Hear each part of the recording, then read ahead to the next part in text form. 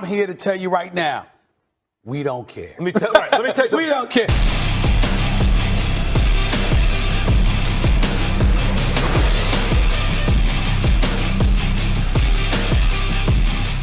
The Thunderbolts. Will it be a good movie? When I saw the trailer, I wasn't impressed personally. Really? As somebody who's not a super big nerd, and I get what it's about, right? When I saw the trailer, I was like, to me, it seemed like it was it's like a forced topic of this whole non-juiced up humans. I'm very excited about it. Now, once again, I'm Mr. Positivity, but it looks very fun.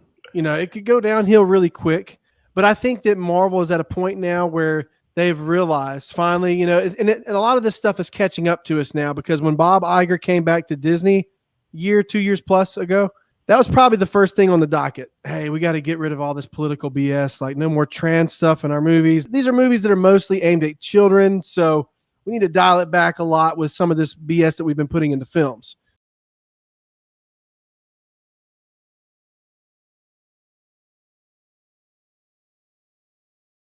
For me, that's more than half the battle right there. And then on top of that, Yelena Belova was a character that I didn't love when she was first introduced. However, she's grown on me a lot in the past month or year or so, you know, with her other appearances in other Marvel projects. Love Red Guardian. I love Bucky. And I really love John Walker. That was probably the best thing that came from the Falcon and the Winter Soldier show. I'm very optimistic about it. But, you know, it could go one of two ways, I guess. I held off on the Fantastic Four trailer for my wife because I wanted her to see both that one and Thunderbolts at the same time. She said, Thunderbolts, I'm excited about. Fantastic Four, I don't know.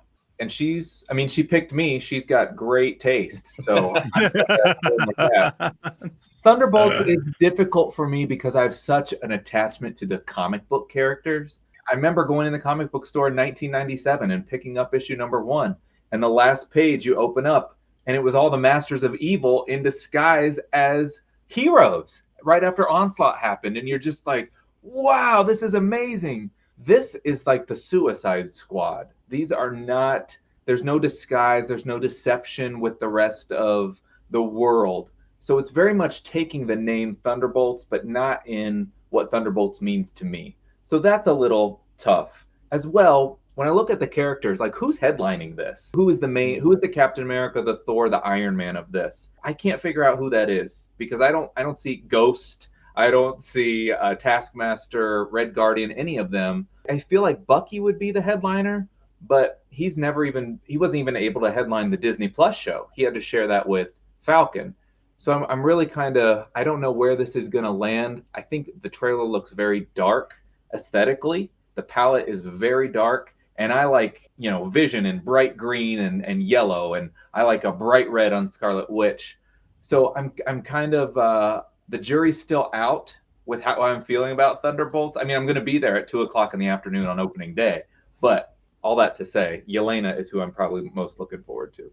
I actually haven't seen the trailer yet. It's horrible. There's like 5 trailers I was going to do a reaction to, and with my job, and I've just been so busy, so I don't know. But yeah, I'm super excited for Yelena. It's definitely celebrity crush for real.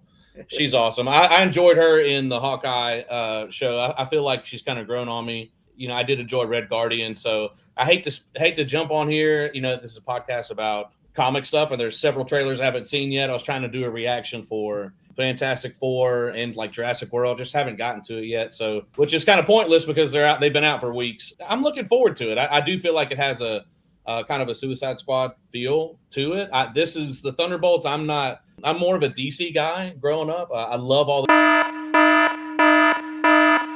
MCU stuff, and I love the movies, but I kind of started getting into the MCU or with Marvel characters once, you know, the first Iron Man came out. My dad grew up loving all the characters, but I didn't know a whole lot about it. I guess I don't know if it's a privilege or a curse of not knowing too much about it. I love your story and history of going through the comics, man. That's so cool. So I don't know what to expect. It just, you know, you've got some actors in there. I love Bucky. I love, you know, all these other people. So we'll just have to see. But just from now looking at posters and seeing clips online, it feels very much like a Suicide Squad vibe. Over or under 55% on Rotten Tomatoes. What you think it's going to end up being? I'm hoping over. I think it's going to be over. It may be like low 60s. which is not great for Marvel. Their track record before a lot of these movies, especially before, I think Captain America 4 right now sitting at a 50-55%, somewhere in that ballpark. Before, it was bad for them to have something lower than 75. And maybe even I'm guilty of it. Maybe, you know, we've come to accept a little more mediocrity.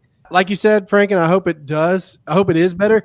I don't care what the critics think as long as I like it, but I hope it's also, you know, higher than that on Rotten Tomatoes, because that plays a factor into its success and if people actually show up at the theaters. Oh, that's exactly how I feel. I feel like, for me, I didn't like the trailer. It felt very saturated, right? Kind of like what Jared was saying, like, you know, in like retrospect, it felt very saturated, very, very dark, very more dull than what it could be, especially very Suicide Squadish, you know, going on. I have low expectations. So, I mean, that means when I watch the movie, I'll be impressed. So always keep your expectations low and you'll never be disappointed. So tell the wife when I do the laundry.